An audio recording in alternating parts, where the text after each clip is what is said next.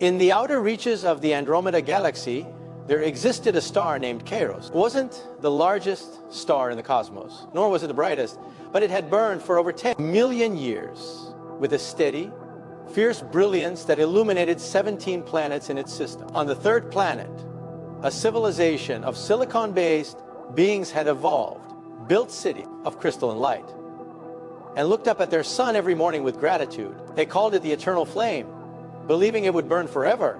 They were wrong. Kairos was a massive star, roughly 50 times the mass of Earth's sun. For millions of years, it had been engaged in a battle against its own gravity. Deep within its core, hydrogen atoms fused together under immense pressure and heat, creating helium and releasing tremendous energy in the process. This energy pushed outward, creating radiation pressure that counteracted the star's gravitational pull inward. It was a perfect equilibrium, a cosmic dance of opposing forces that kept the star stable and alive.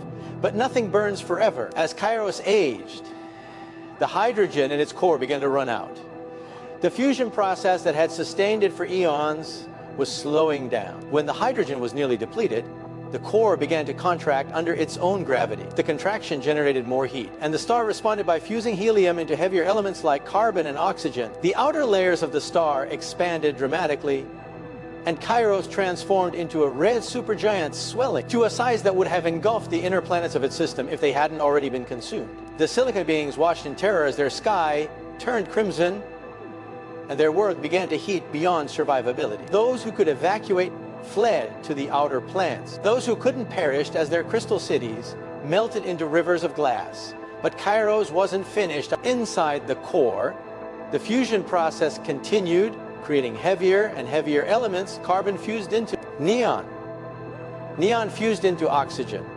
Oxygen fused into silicon. Silicon fused into iron. Each stage of fusion released less energy than the one before, and each stage happened faster. What took millions of years with hydrogen fusion now took only days with silicon fusion.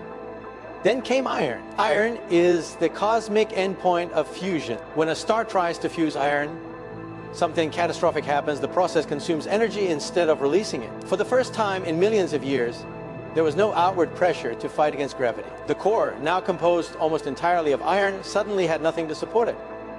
In less than a second, the core collapsed. It wasn't a gradual process. It was instantaneous and violent. The iron core, roughly the size of Earth, but with a mass greater than the sun itself, imploded under its own gravity. The atoms were crushed together with such force that electrons were driven into protons, creating neutrons and releasing neutrinos in a massive burst. The core compressed from thousands of kilometers across to just a few dozen kilometers in diameter.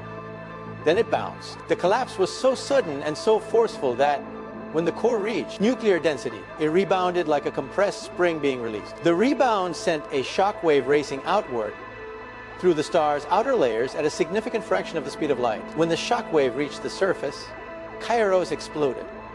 The supernova was visible across half the galaxy. For a few brief weeks, Kairos outshone every other star in its region of space. The explosion hurled the star's outer layers into space at speeds exceeding 10,000 kilometers per second, seeding the cosmos with heavy elements forged in the final moments of fusion and in the supernova itself. Gold, platinum, uranium, and every element heavier than iron were created in that violent death and scattered across light years of space. But something remained behind. At the center of the explosion, where Kairos' core had been, there was now a sphere of matter so dense that a teaspoon of it would weigh 1 billion tons.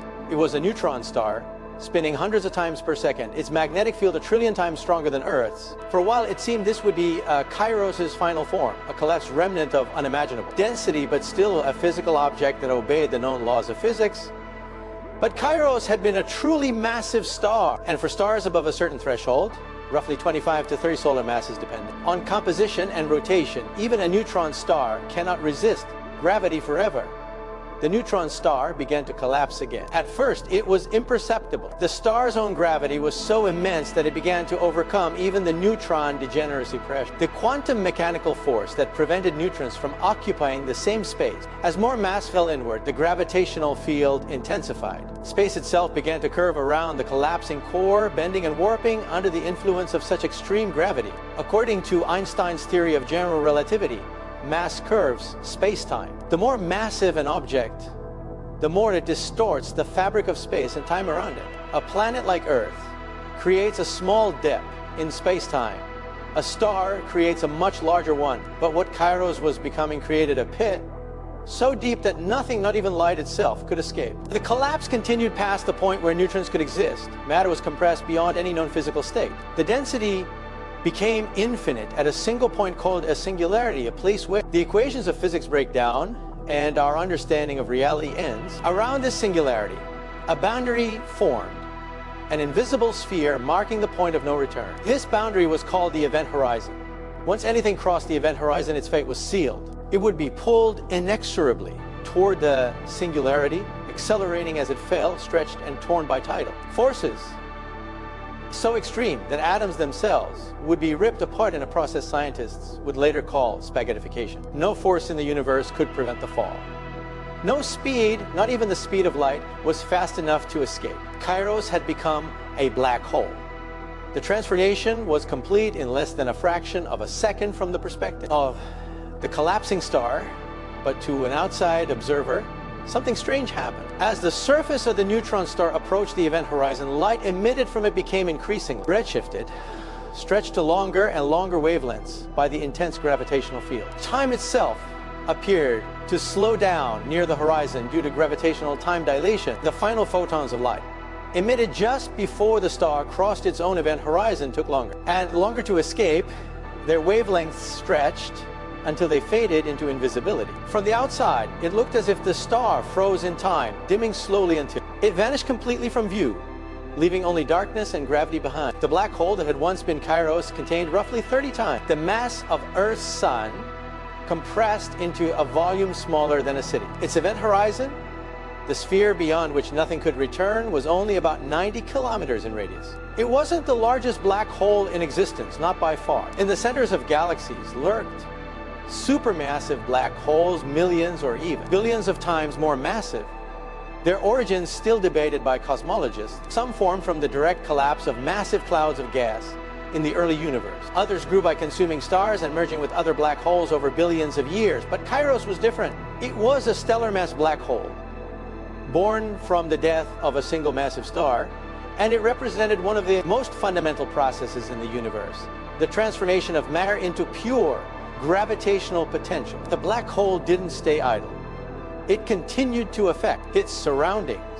The planets that had survived the supernova now orbited a point of infinite darkness. Any matter that drifted too close would be caught by the black hole's gravity and pulled into an accretion disk, a swirling vortex of superheated gas and dust that spiraled inward toward the event horizon. As matter in the accretion disk accelerated and compressed, friction heated it to millions of degrees, causing it to emit intense X-rays and gamma rays. In a dark universe, the black hole announced its presence through the death screams of matter falling into it. Jets of particles and radiation erupted from the poles of the black hole, perpendicular to the accretion disk. These jets, powered by the rotational energy of the black hole and the twisted magnetic field in the disk, shot outward at nearly the speed of light, extending for thousands of light years. They were among the most energetic phenomena in the universe, visible across cosmic distances. The silicon beings who had survived on the outer planets looked back at where their sun had been and saw only darkness ringed by a halo of tortured light. Some of them became scientists and philosophers, dedicating their lives to understanding what had happened to Kairos. They developed mathematics to describe the curvature of space-time, built observatories to study the X-ray emission from the accretion disk, and contemplated the nature of the singularity hidden beyond the event horizon. They came to understand that black holes weren't cosmic vacuum cleaners, indiscriminately swallowing everything around them. Their gravitational influence extended only as far as their mass dictated, following the same inverse square law as any other massive object. If the sun were suddenly replaced by a black hole of equal mass, Earth's orbit wouldn't change at all. The difference was that black holes compressed that mass into an infinitesimally small volume, allowing gravity to dominate at close range in ways that normal matter never could. They learned that black holes weren't eternal. Stephen Hawking, a theoretical physicist from a distant planet called Earth, had predicted that black holes slowly evaporate over time through a quantum mechanical process now known as Hawking radiation. Virtual particle pairs constantly pop into existence near the event horizon, and occasionally one particle falls in, while the other escapes, carrying away a tiny amount of the black hole's mass energy. For a black hole the size of Kairos, this process was absurdly slow. It would take longer than 10 to the power of 67 years for it to evaporate completely, a span of time so vast it made the current age of the universe, a mere 13.8 billion years, seem like a blink. They discovered that falling into a black hole would be a journey of paradoxes. For someone crossing the event horizon, nothing special would happen at that exact moment. There would be no wall, no barrier, no sensation of crossing a boundary. They would simply continue falling, the view behind them showing the universe, rapidly aging due to time dilation, the view ahead showing only darkness. But to someone watching from outside, that person would appear to slow down, freeze, and fade away as they approach the horizon, never quite seeming to cross it. Both perspectives were equally valid, yet contradictory. This was the nature of relativity taken to its extreme. They pondered what existed at the singularity. Was it truly a point of infinite density, or was that merely an indication that general relativity broke down at quantum scales? Some theorized that a complete theory of quantum gravity would replace the singularity with something else, perhaps a region of space with exotic quantum properties, or a bridge to another region of space-time, or even another universe entirely. But without a way to observe beyond the event horizon, such ideas remain speculation, mathematical possibilities, without empirical verification.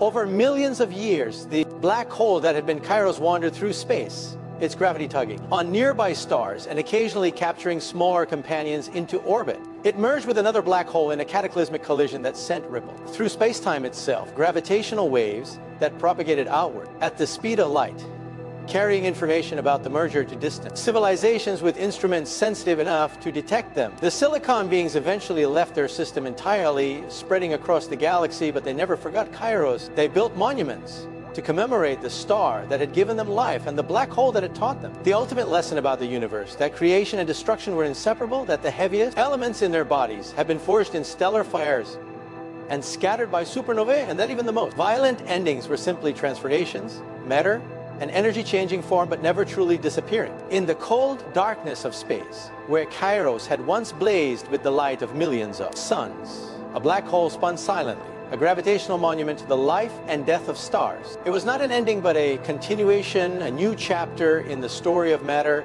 energy, and space-time around it. The universe continued to expand. Stars continued to be born and die. And the cosmic cycle that had created Kairos and destroyed it repeated itself across billions of galaxies. The black hole remained, patient and eternal, a scar in space-time that would outlast civilizations, galaxies, and perhaps even the universe itself. It was darkness made manifest, gravity made absolute, and in its terrible simplicity, it was beautiful. It was the final answer to a question the universe had been asking since the first stars ignited: what happens when gravity wins? The answer was Kairos. The answer was the black hole. The answer was the transformation of light into darkness, of matter into mystery, of a star into a singularity. And somewhere in the depths of space, another massive star was burning through. Its fuel, approaching the end of its life, preparing to collapse and transform and join the silent legion of black holes that haunted the cosmos like dark guardians of the universe's deepest secrets. The cycle continued.